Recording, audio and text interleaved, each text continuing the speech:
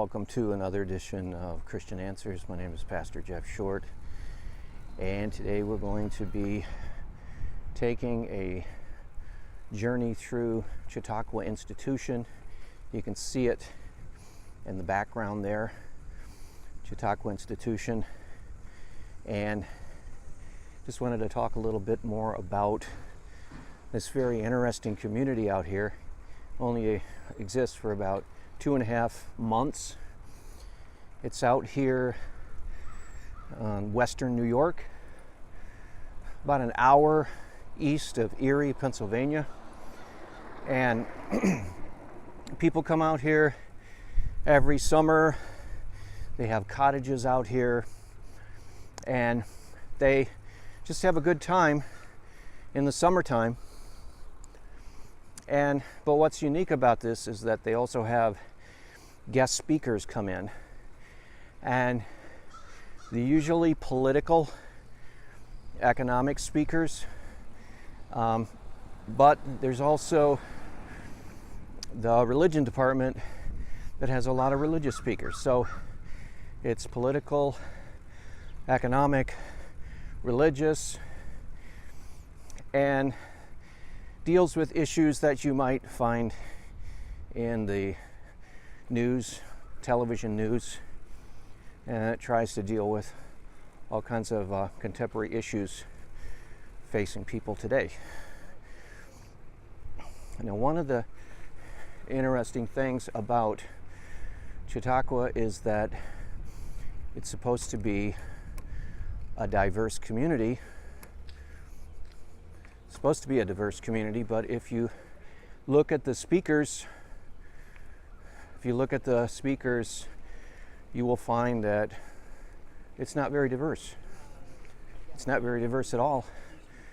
And that if you're looking for someone who represents a perspective other than, I would say, far left liberal, you're not going to find it here. You're not going to find perspectives that deviate from, I would say, the mainline leftist Democratic Party, usually. And that's just what has evolved here. I know that there's a lot of talk about diversity of speech, and there's a lot of talk about diversity of ideas here, but if you look at the scheduled speakers, it's not too diverse. There aren't very many debates. There aren't many dialogues. You don't see a lot of real civil exchanges of people that actually have different opinions. Pretty much everybody has the same leftist view, and you can go across the board here and you're going to find that pretty much everybody holds to that. And you're going to find that the speakers, 99% of them, will hold to that. So the ideal here in this community is diversity, freedom of speech, but you don't see that here. There is no forum for it here. What is ironic is the value of diversity that is being promoted here is absent from here, practically speaking. So what you get is a lot of talk about diversity of speech, the clash of ideas, and so on and so forth, but it just doesn't take place. I don't see any debates scheduled. I don't see any discussions scheduled between people that have divergent viewpoints. I see a dominant and predominant view that is held pretty tightly here.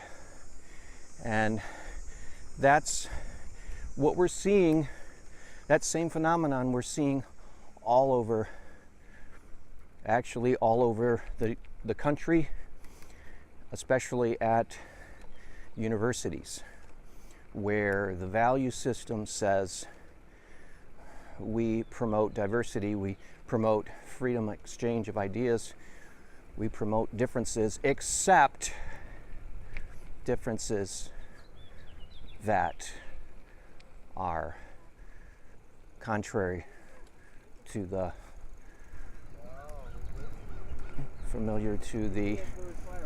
party line.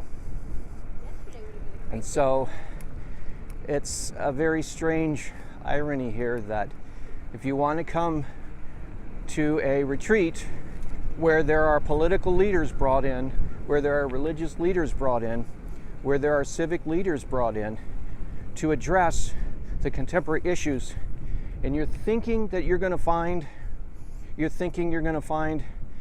a healthy exchange of ideas here, you won't. Because of the format here and the philosophy here, you will find a very monolithic view of the world. And you will be sorely disappointed if you think that you're actually going to get diversity of thought. Now, this could be a really interesting place for debates, discussions, dialogues to take place. This could be a really, really great forum if it were structured correctly. And it's the same way on university campuses. We've seen in the last 3 or 4 years the actual closing of campuses for actual debates.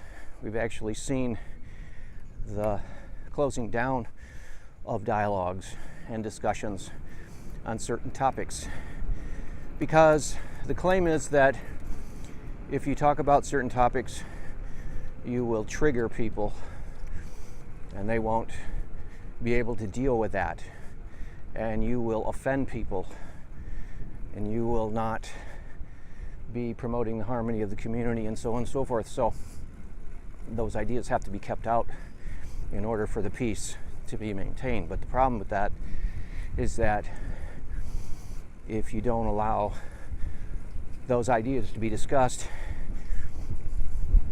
then you really don't have much of a dialogue, you don't have much of a debate, you don't have much of a discussion. It's all one-sided. So that's the problem. That's the problem with that. And that's what's happening on college campuses today. You have a limited discussion. You have a discussion as long as activist groups think you're within bounds.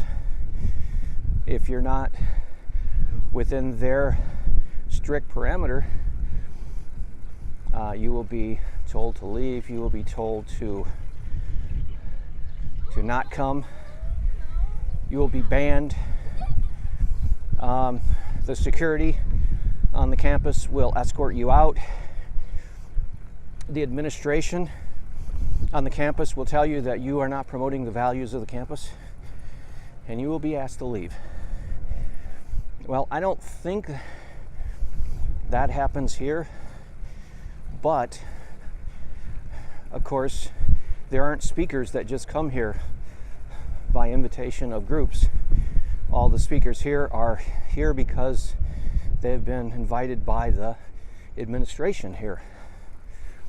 And so you don't run into that problem here as you would on campuses, but the same effect is seen because, for example, almost every single speaker here would be pro-LGBT. That does not reflect the diversity of our country. So it's not a diverse environment. There is no forum here for discussing contrary views on LGBT issues. It's just assumed that you accept that, assume that you consider that on a par with civil rights, as if there's no debate at all. again, it's not a diverse community when certain ideas are excluded and are shut down, and there's no forum for discussion.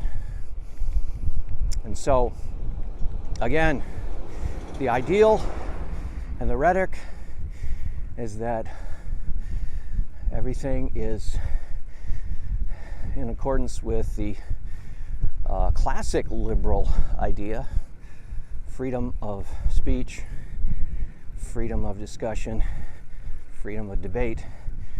Classic liberal rhetoric is used, but then when it gets down to it, it's not classic liberal principles that are used for debate and discussion, but rather the rules here are used to exclude conservative voices, traditional Christian voices, morality, traditional morality, and so on and so forth. So if you ever come here, ever come to Western New York, you will realize that it's a great place to visit, but don't think you're going to have freedom of speech and diversity of opinion here, because you won't get it. It just doesn't exist. It's pretty monolithic. If you look, and you can go online to the website Chautauqua Institution, and you can look up the speakers, you can look up the discussions and the lectures, and it's all one-sided. Not at all balanced, not even remotely balanced. There is no Jordan Peterson, there's no Ben Shapiro on the schedules, there's no representative from anything other than the leftist progressive view. Very disappointing, because there's a lot that could be done here because of the facilities, the grounds, the topics, the debates. But unfortunately, if you only invite one side, you only get one side of the issue.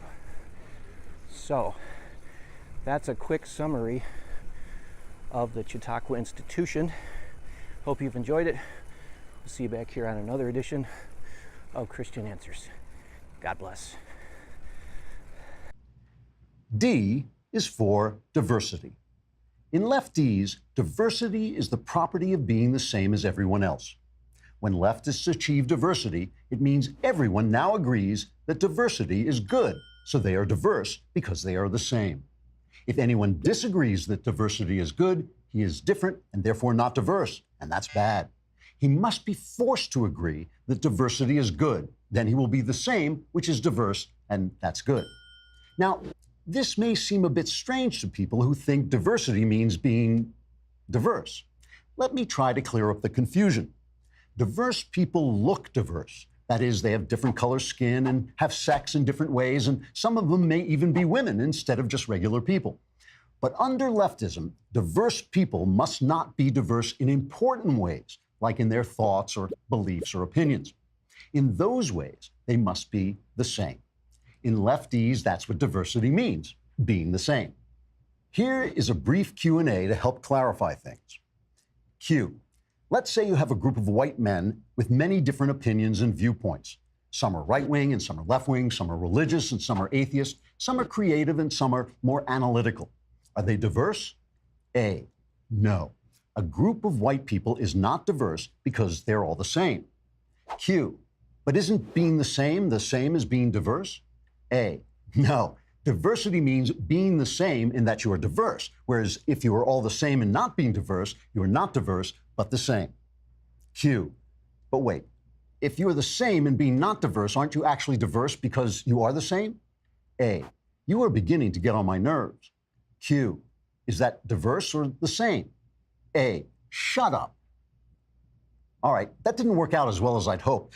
But the important point about diversity is this. It is wrong to exclude a person because of race or sexuality or gender because everyone is the same. And it's important to include every race and sexuality and gender because all of them are so different, so we must be the same in including what's different because what's different is the same, and what's the same is, of course, very different. If this makes sense to you, you are beginning to get the hang of lefties. D is for diversity. I'm Andrew Klavan with the Lefties Dictionary.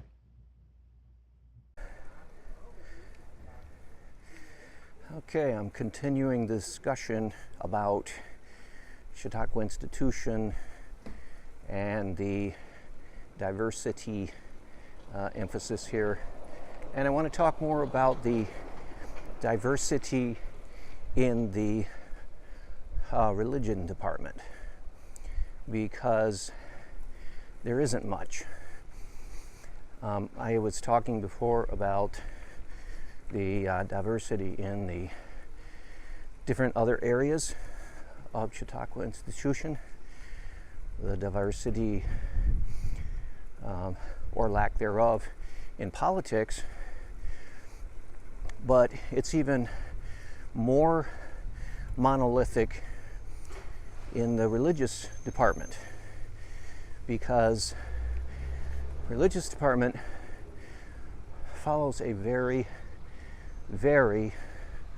strict religious liberalism that is really not compatible with the free exchange of ideas, debate, conversation, dialogue, and what is necessary for people to really, when they inquire about important truths.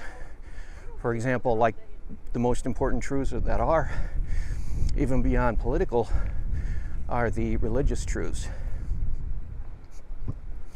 And so you would think that being an institution that, because it talks a lot about diversity, free exchange of ideas, different values, core values, civility, tolerance, and all these great values, you would think, okay, well, maybe not so much in politics, but certainly in religion, in spiritual matters, there would be a great amount of diversity. There would be a lot of diversity of voices. Certainly think that this would be a major theme. But if you thought that, again, you'd be wrong, because believe it or not, there isn't much religious diversity. Now, there are different religions here. There are Buddhists, Hindus, Muslims, Jews, Christians, and there are all kinds of, there's diversity as far as religions go. But as far as actually debating, and as far as actually talking about these issues, the actual discussion of religion is not very big. There isn't really that much dialogue. There really isn't that much discussion about religious perspectives. There certainly isn't debate. And in the minds of some people, debate might be where there's arguing and bickering and that kind of thing. That's not the classical sense of debate in which I'm talking about. I'm speaking more about the debate where you have two sides to an issue, and you have a vigorous defense of both of those sides in an orderly, organized fashion. So you're not having people interrupt each other. You're not having people cut each other off. You can't dialogue unfairly. Can't monopolize the time. You can't make personal insults and all kinds of things like that. And that would really be interesting to actually see a debate on the grounds of Chautauqua Institution concerning religion. But evidently that's not the agenda here. The agenda is not to get at the truth, to find out the strengths and weaknesses of positions. Evidently the objective here is to just get along, to minimize the truth. In other words, the idea here is that relativity of truth, relativity of religion, the idea here is that the assumption is that everybody has it right because there is no right, objective right. So everybody has their own subjective truth. The Buddhists have their own subjective truth. The Hindus have their own truth. Islam, Christianity is all true in some subjective way. And that's why they don't have debates here. They don't have discussions here where they actually have people who have convictions that they really have come to and believe that they're holding to the truth. It's more of, well, I'm a Christian, but you're a Buddhist, you're a Muslim, you're a Hindu. That's fine, that's your truth. So it's this relativity of truth that's really, it drives me crazy. You're going to find this on the university campuses. You're going to find this in government. You're going to find this in public everywhere. And it's all over our country. But it's relativism. It is a way that people deal with conflicting views. It's the coward's way. It's the cheap way. It's the lazy way of dealing with truth claims. You just say everybody's true, everybody believes what they believe, and you leave it at that. And if you dare go further and say, well, this is true, but it's also true for you, whether you know it or not, then you're considered narrow-minded, or you're considered bigoted, or you are hate-filled. You know, if you say that having looked at the claims of Muhammad, you find them false. If you look at Buddhism and say, this is not a religion, this is a human philosophy, and really doesn't make any claims about God, you are looked down upon. So I guess the assumption is basically you have to buy into this moral and spiritual relativism in order to coexist, which is not the way philosophy, theology has classically been done. People would debate and discuss, and I'm glad that they did. I'm glad that the Reformers and the Roman Catholic Church at the time in the 16th century didn't just say, well, Brother Martin has his own truth and Rome has its own truth, and they're both right, nobody's wrong, let's just get along. I'm glad they didn't do that, because the issues were important enough to debate. These issues are still important enough to debate, but unfortunately you won't get that debate here at Chautauqua, because it's a diverse community where there's not any diversity of opinions and beliefs that can be talked about in public. There's a surface diversity. People look differently. People are labeled differently. But as far as actually having dialogues and discussions on diverse topics that matter, no, there isn't. There's not that way in politics, but sadly enough, there's not even that way in religion. And which is a tragedy, because here you have a situation where people are free to actually think about these issues. They're out here on vacation. They don't have the work schedule. They don't have all of the distractions that would keep them preoccupied normally, that might take away and steal away from reflection and thinking and actual getting down to deep things. So there's that free time to think and to reflect and to discuss. I mean, the speakers, you could talk to the speakers and talk to the people who are giving presentations for hours and hours after their talks because of the forum here. But again, that isn't the format. That isn't the agenda here. The agenda is to say, well, all religious claims are true. We embrace everybody.